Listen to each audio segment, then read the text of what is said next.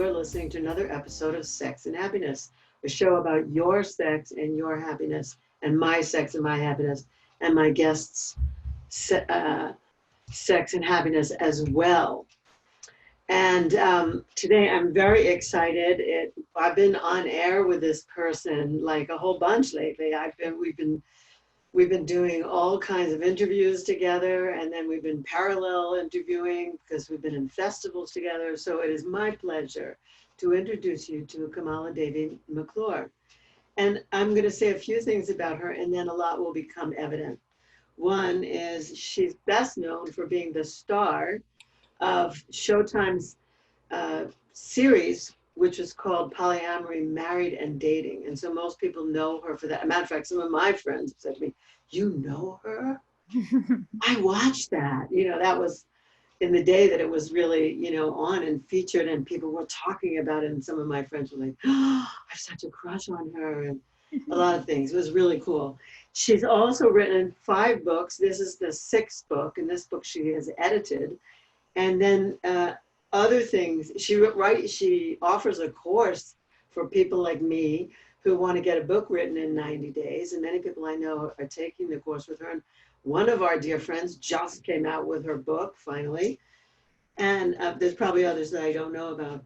And also, KamalaDevi is a mother of a wonderful young man, and Devin, and wife of Michael McClure, and she also joins me as lead faculty member of ISTA, International School of Temple Arts. So KamalaDevi, that's a big fanfare. Welcome to Sex and Happiness. I want to travel with you and have you give my introduction everywhere. Really? Yes, well, thank you. Well, listen, you are a woman of tremendous accomplishment. And you have like this, you're definitely one of the most creative people I know. Just even the way you communicate and think about things and break things down and then put them back together. And then you express them in a way that people can get it. So yeah. So well, thank you. Pleasure to be back with you. This is kind of nostalgic because we've been doing, sharing on sex magic and a bunch of sacred sexual topics for so many years together. So it's fun to now have your show be on video as well. Yeah, it's really good. I mean, I just decided it during the this pandemic, the coronavirus. I think I was interviewing Brianna Kribaya, and she said to me, "Well, let's just look at each other so we can get cues from each other, and then you don't have to use the video." And I sent it to my tech person, Sam. If you're listening, I'm saying a shout out to you, Sam Shamens. He's amazing. He's like so patient with me because sometimes I get chosen really late. But he said to me, "God, Brianna's so cute. Like, you two should just be on the screen together." And so then I said, maybe I should do my shows like this. A couple of other people asked me the same thing. So here we are. We're now doing video. Yeah. So it's great. So today we're actually going to talk about, I mentioned the book, so I'm going to hold up my copy. And I know you can match me. Yay! Sex Shamans. And so that I said this is her 6th, but I didn't say what her was. This is it. Sex Shamans. So let's just talk about you for a second, then we'll talk about the book. Were you this kind of kid, like when you were growing up? Were you like a kid into every single thing? Did you drive your parents a little crazy in that you had so much curiosity about the world and like you wanted to get into everything, and you probably pushed them to their limits? They didn't know as much as you wanted to know? I love your fantasy about my my childhood. But it's fun when you know someone and you think, oh, I could armchair analyze what they might have been like. And the reality is I don't attribute my creativity to my childhood at all. It came in with my awakening. So it wasn't until my Kundalini burst open that I got access to, creative energy is what the creator does through us. So it was actually part of the spiritual awakening that the creativity came. Yeah, when you say Kundalini, I mean, that's what you're saying essentially is something I say a lot on this program, which is your creativity lives in your sex and sacral chakra. It's like where that's the energies of creation. So when you have a Kundalini awakening, whoop, you know, like it all just jumps in and you're like, now what? Right. And for me, although I have dabbled in art and dance and other artistic mediums, and theater is a deep love of mine. Yes.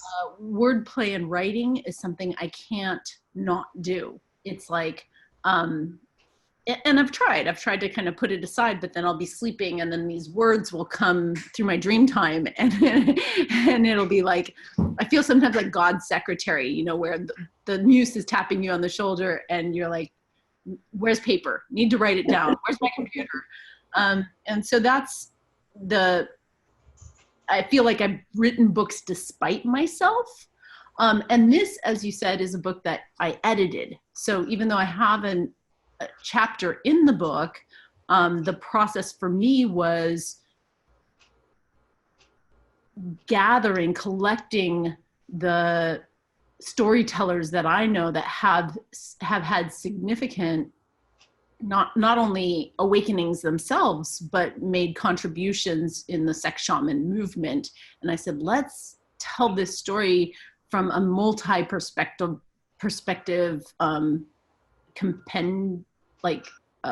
anthology, essentially, because if I was to tell one story of one sex shaman, people would say, oh, that's what a sex shaman is, or that's what it looks like. And it's like, no, this is a very unique, a very diverse, you know, movement that could move through anybody at any point.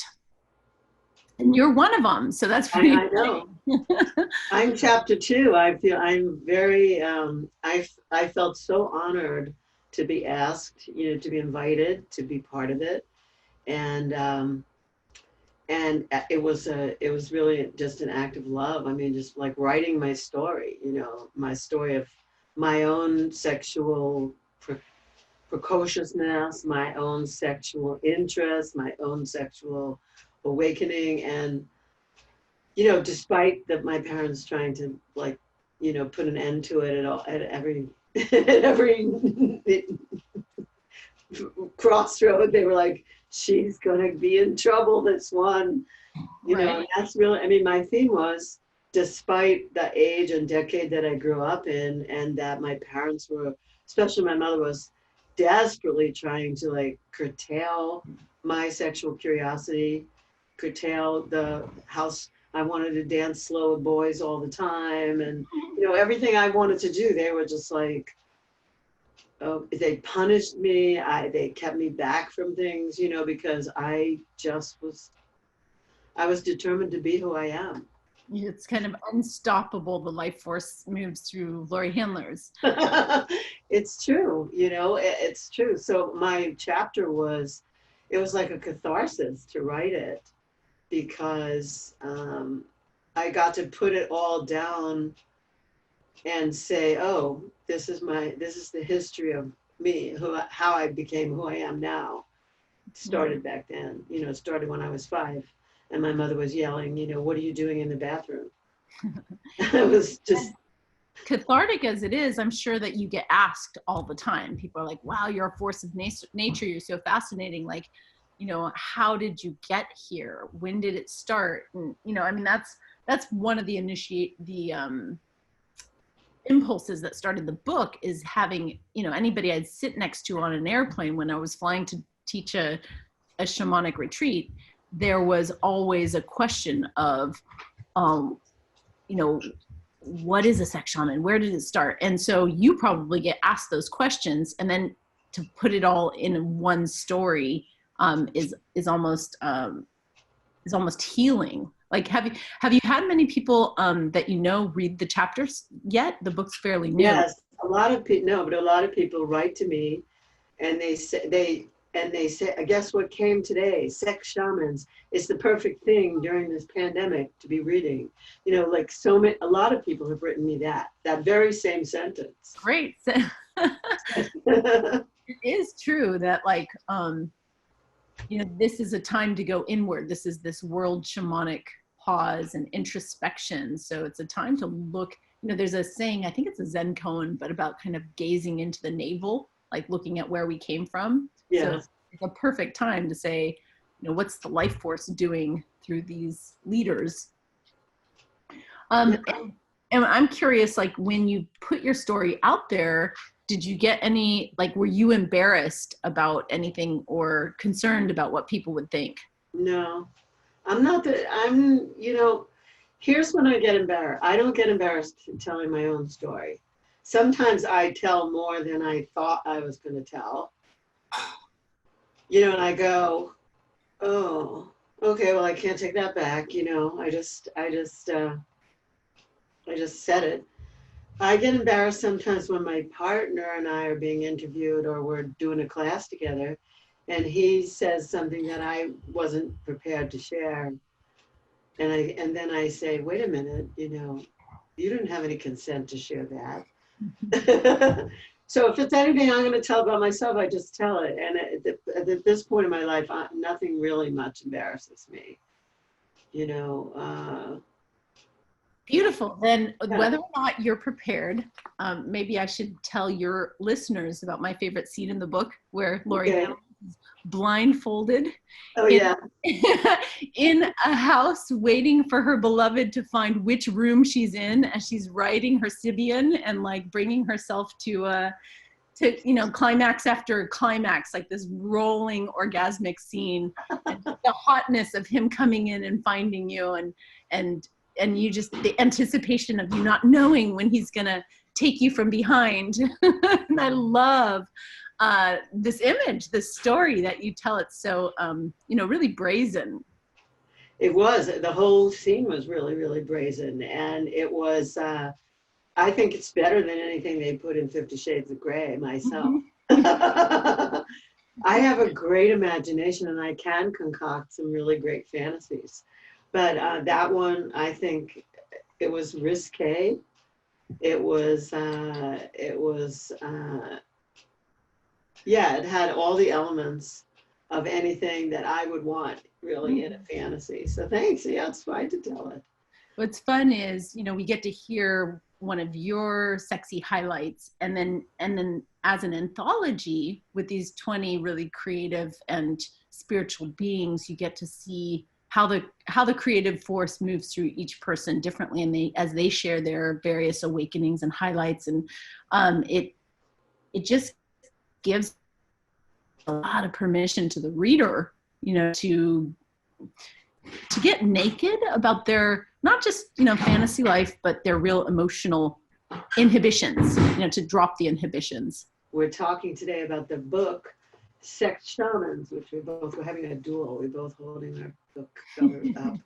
And it's an anthology. How many people are actually in this, KamalaDevi? There are 20 chapters. 20 chapters.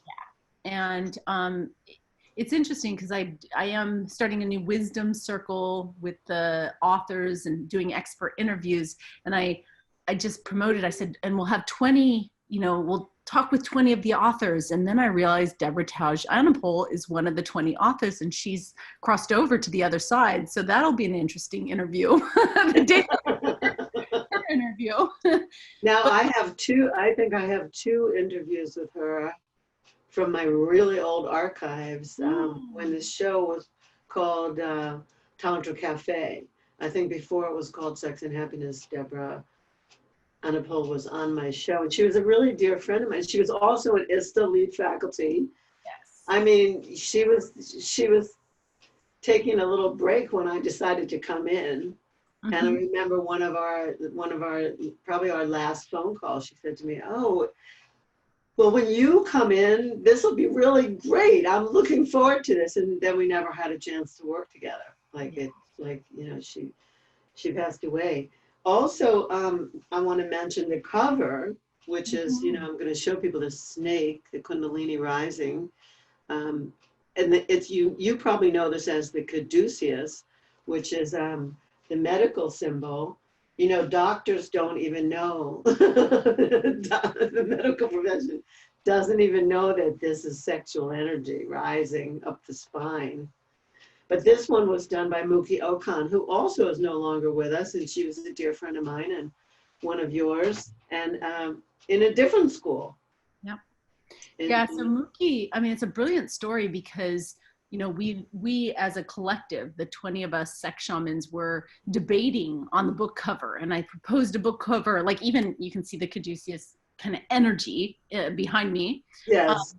And I proposed a book cover, and I proposed another one, and nobody could agree on anything. And so I'm asleep and I get a vision. This is a shield that Mookie created, and it just came into the middle of my mind, like center stage.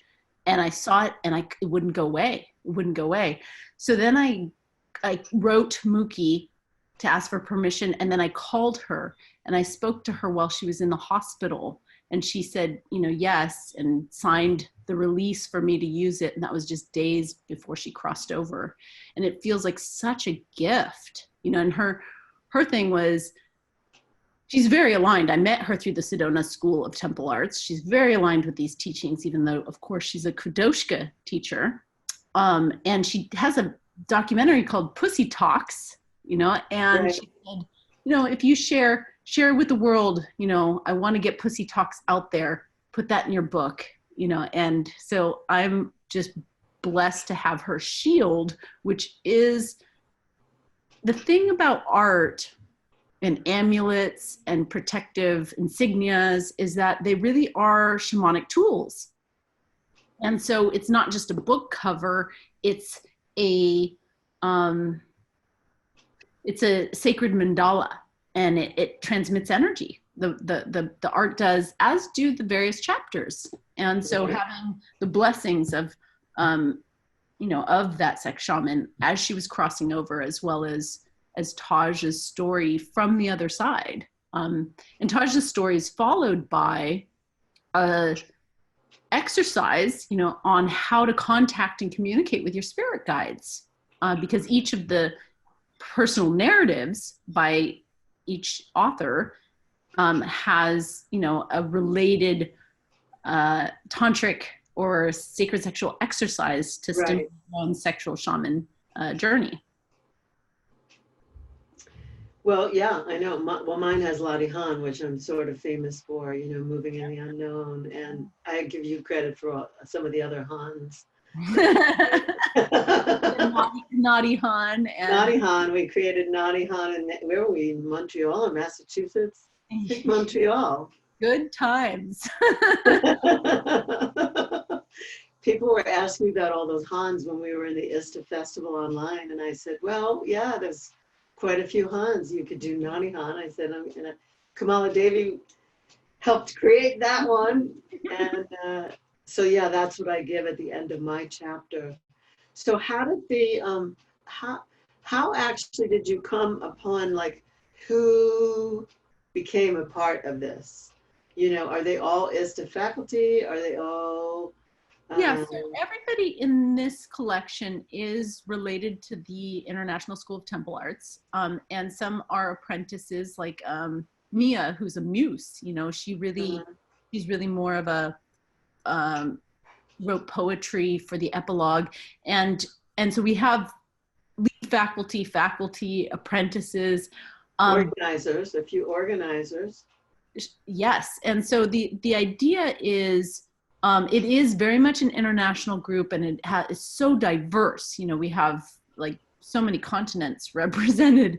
And initially, it was an invitation to those whose stories I'm fascinated by. You know, the ones who I know have almost this like super, like you're kind of an exception, Laurie. I want to say it's like you knew from the start, like this energy came through you in childhood, and you can trace it back, and you can say, oh, this is where it came from. But as I was saying, you know, that my creativity awoke in my sexual awakening, it's almost like a walk-in experience. So a lot of people had really normal lives. There was no sign of anything extraordinary. And then it's like there's a, you know, lightning bolt that hits them, or a tragedy, or the dark night of the soul, and almost they turn into a different person, change their name, become a gypsy and go teach, sexuality around the world. So it's really radical to see the rabbis or the priests in the book who had a particular journey, but then, get excommunicated to do this work, to see that kind of radical change. Yeah. So it's the stories that fascinated me. And that was the glue in this volume of the book. But as I said, I am interested, despite COVID times, I'm interested in multiple volumes of this book potentially. Yeah. Well, it's funny that you say that to me. You just gave me a piece that puts a lot of things together for me. When I used to be at Landmark Education, we used to have this expression, that's the air that you breathe, the water that you swim in. And when you breathe that air and you swim in that water, you don't notice it as anything special, you being anyone. And so I sometimes, like when people go into deep meditations and they come out with all this stuff, I'm like, yeah, I didn't get it. Or when we go into like guided meditations, I sleep, I snore, I try to, Crystal Dawn Morris has tried to teach me how to stay up during guided meditations, who's another author in this Shamens, and she has me put my hands like up at the elbows, and then I lay down, and then if my hands fall down, I should wake up. I don't wake up. I just go right to sleep, and at the very end of the meditation, I come right up, I'm fresh. I know when the end of the meditation is, but I am not present for any of the words. So I always sort of put myself down thinking I'm not shamanic enough. I don't connect to these things, these outer rays and things. But maybe it's just that this is the water that I swim in and the air that I breathe. Like I've always been like this, and it doesn't occur as anything special. It just occurs as, yeah, so. That's who you are. So I just took myself off a hook when you spoke to me. I'm glad. And, and I also want to take everybody off the hook and say that like our shamanic superpowers are, everybody has a shamanic superpower of some form, and they're so varied. And part of the reason it's hard to even identify them is because there's so many different channels. At the beginning of the book, in the foreword, Bruce Lyon talks about a radio that has to be tuned to different stations, and how we all are like these radio receptors, and what is our bandwidth, because the world operates on the 3D world is a narrow bandwidth, right? And when you get shamanic, you're expanding to different dimensions. And some people, their dimension that they tune into is so different than the 3D world that it doesn't even fit, or they're eccentric, or they're considered odd. And some people, it's like, one of your superpowers is, and which is what makes you so relatable, is how your intuition's so practical. It's almost like practical shamanism. It's so real and relatable. But the point for everybody listening is that whatever your superpower or wherever your bandwidth is, you can expand it. You can learn to open and be receptive to other channels as well. That's true. It's really, really true. And, I feel like mine is sort of like no nonsense every day. Mm-hmm. But, I have acquired a superpower since the beginning of Tantra teaching. And there's two things that I think are different. I don't know if I wrote about it in the chapter. I can't remember. One is when people are doing emotional release. And if I put my hand, sometimes I don't ask for permission, but sometimes I do.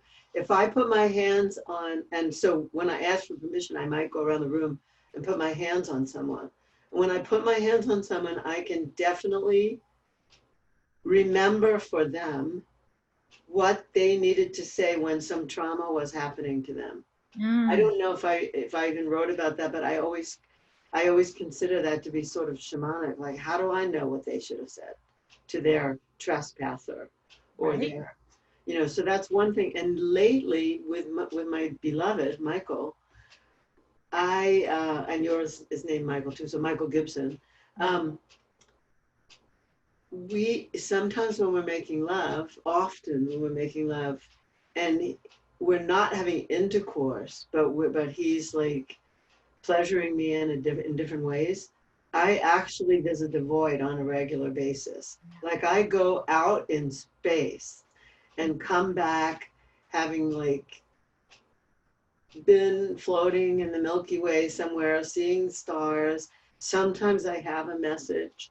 Sometimes I don't have a message, but he'll say to me, you were out there for this long. Like he'll time it and say, you were in the void for a really long time. How are you? And I'm like, I don't know. There's nothing like it except sleep. But sleep is different from that. Sleep is different from orgasmic void visit. Yeah. So those I consider to be supernatural. Like they are definitely not ordinary reality. Gorgeous. Yeah. And there is a big distinction between void energy and dream time, because we go through these, sleep is a hologram of, our various states in waking life. And so we have like this event horizon when we're just falling asleep, and then we go into dream time, and then we go to deep dreamless sleep, which is this absolute void place. But we don't remember any of it through sleep in the way that if you enter into these realms consciously, you can journey in dream time, or you can dissolve into infinite intelligence through void and recall it in a way when you're awake in waking life. So yeah, there are all these different states, and you voice beautifully how you have access to certain states but more than others, and we can all kind of cultivate that. And some tantric astrology will point to like where the void is in your chart, and it'll say, oh, you access the void through meditation, and someone else you for example through sex or eros, and someone else accesses voice through dance, and someone needs to go into the void to go into poetry. It's different. Yeah, different access points. I get that completely. And what's fun is I'm looking at your chapter, and it does have that your superpower. So this is part of your shaman stats. It says superpower. I'm able to read people. My hands can feel trauma. I listen and speak clearly. And I share this because it's fun to note that each of these co-authors actually has a little shaman stat card, like a superhero card at the beginning of your chapter. So your transpersonal name is Laurie Han. I won't say, well, you're proud of your birthday. Most people would be like, yeah, I don't care. Everybody knows what my age is. 1947. Right. Sagittarius, New York City, that you live in Phoenix, Arizona, and your archetype is a magician. And so you list your lineage and your teachers, and a motto here, which is, we don't stop playing because we grow old. We grow old because we stop playing. George Bernard Shaw. Well, I was just trying to conjure that up yesterday. I'm so glad you just read that to me again. It's a beautiful quote, and it's really fun. Each of these, shamans had a way of like, here's an introduction, a little bit like a Tinder dating site. And then you get into reading their chapters and get naked with what their journey is. Yeah, it's awesome. I have another favorite quote that I remember I couldn't decide which to give you. And I have it in my book, Sex and Happiness, which is by the Beatles. And in the end, the love you take is equal to the love you make. And that's like really, if you're not making love, like through it all, then you're not getting too much. Like the idea is, even one of my greatest teachers, Werner Erhard, said, promise what's missing. Like whatever it is that you want from somebody or something or in a relationship, You need to promise it. You need to promise it, not expect the other person to just bring it. Yeah, Hafiz writes about this concept in terms of like everyone's seeking love, and it's like they're looking for that ingredient, and he says, why not be like have the moon in your eyes where you're the love that they're seeking. And it's really beautiful. In fact, my favorite quote is a Rumi directive, and it's do as much work in the invisible realms as you do in the visible. And, you know, since we started off by talking about creativity, I would say that that's the key, that creativity is, you know, people look at, oh, wow, you've produced so much, but where I produced it from is the unseen, from the unmanifest. So you're spending some time in the unmanifest, and then you become a bridge and you bring something into the world from, you know, beyond the veil. Hey, you know, a lot of people want to know what your name means. What does KamalaDevi mean? Happy to share. It's I get teased a lot too because it's such a mouthful. The name was given to me from a traditional Hindu yogic order, and when my guru at the time, because I was a yoga teacher, said, this is a tantric name, be careful with it. Not tantric order. He was scared of it. He said, he who worships the divine with her body. Literal translation of Kamala is lotus flower, you know, so it's like the flower has roots, and that the lotus is very tantric, and Devi of course means goddess, but it's been really fun growing into the name. And I think names, you know, a lot of different spiritual wisdom traditions, there's a lot of meaning behind the name, and we've lost that a lot. And now for me, I think there's a lot of more meaning behind the pronoun. You know, it's like, what, you know, now we're putting our attention on, you know, what are our pronouns and how do he, him, her, they, it. Yeah, so I'm spending more time where 20 years ago it was a big shift for me to, you know, shift into this Hindu name, because I'm Latina and I'm Mexican and and Jewish as well. And so now I have a Hindu Irish name. McClure is my husband's last name, and that was a big transition. And now, you know, I'm shifting into they, them, and that's more of the conversation. You know, it's like, whoa, how does one use a plural as a pronoun when you're in one body? So excellent. I'm really glad you bring up another topic for another subject. I mean, another show. We should do that one too. Mm-hmm. So let's talk a little bit about the future of this. You know, like the book came out, and 2 seconds later there was a call to stay at home. So we didn't have a physical book signing. We didn't go to a bookstore in Sedona. We didn't, which wasn't sure if Sex Shamans was an appropriate title, or a library where we were supposed to go. Wasn't sure if Sex Shamans was something they wanted to sponsor in their physical space. So we did it online. And so we've all had to quickly accommodate and shift our directions.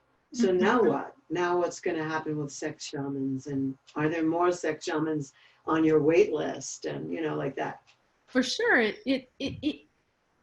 I'm certain there's a big blessing and not an accident in this book coming out at this time of shamanic pause. And one of the, what do they say? Like invention, I don't know. Adversity is the mother of invention. Great. So we are, you know, inventing now new ways, like book clubs virtually. And what I thought would be more like book clubs are so mundane or ordinary. What I felt would be a deeper way to transmit these teachings. Because the reason we wrote it isn't like, hey, let's create a bestseller, or let's, you know, the reason we wrote it is like, these are untold stories. These are the kinds of stories that get censored and that are unbelievable, and that we want to ignite and transmit what's possible in every reader.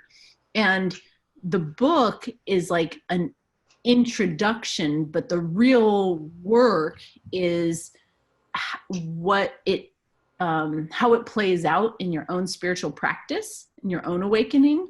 So by creating a wisdom circle where we can be in dialogue with the various authors and offer expert guidance, we can actually cultivate a deeper support the journey of those in the tribe, who many of whom not only can't go travel the world to study with us because of COVID, but many of whom wouldn't normally. Like, that's the beauty of books, is that a lot of people who can read a book and do a self-study that can't go meet Laurie Handlers when she's in Guatemala or India, or, so it's a nice way to bring these teachings to them. That's awesome. Are you thinking something like a show, like The View, where like 4 or 5 people get together every week and then they have, they discuss one of the topics? I love the idea. We're starting humbly, and we're just doing a wisdom circle and a monthly, who's got time for every week, but this idea of like a monthly transmission and teachings in a group that can discuss and explore. And so I'm starting off by interviewing one author a month, for this year. So we'll see. Yeah, we'll see where it takes us from there, and what falls out the group. The invitation, of course, is for you to get the book. It's on Amazon, and Inner Traditions is our publisher. And then also, all you need to be a part of this group is to submit your email, and then you can be part of the group and get all these free transmissions.